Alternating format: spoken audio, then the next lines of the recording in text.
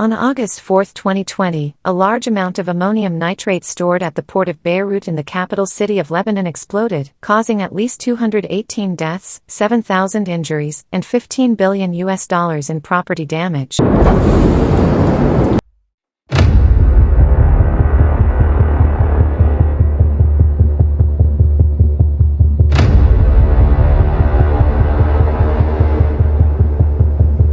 As well as leaving an estimated 300,000 people homeless.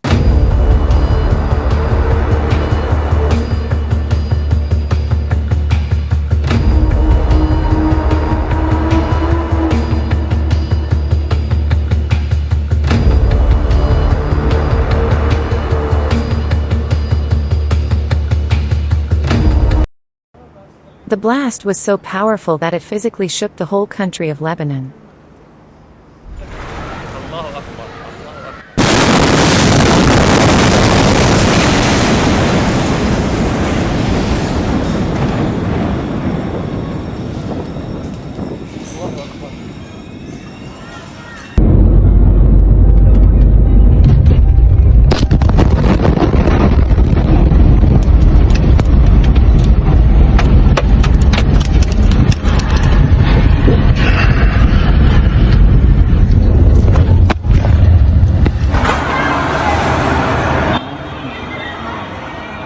Oh my god! Oh my god! Oh my god! Oh my god! Oh my god!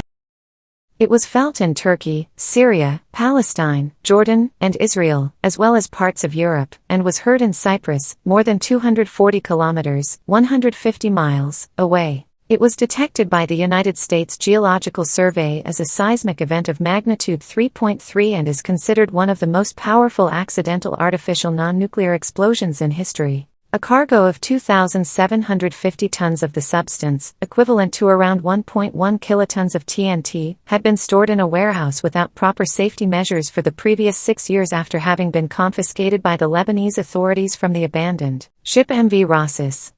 The explosion was preceded by a fire in the same warehouse. The Lebanese government declared a 2-week state of emergency in response to the disaster. In its aftermath, protests erupted across Lebanon against the government for their failure to prevent the disaster, joining a larger series of protests which had been taking place across the country since 2019. On August 10, 2020, Prime Minister Hassan Diab and the Lebanese cabinet resigned.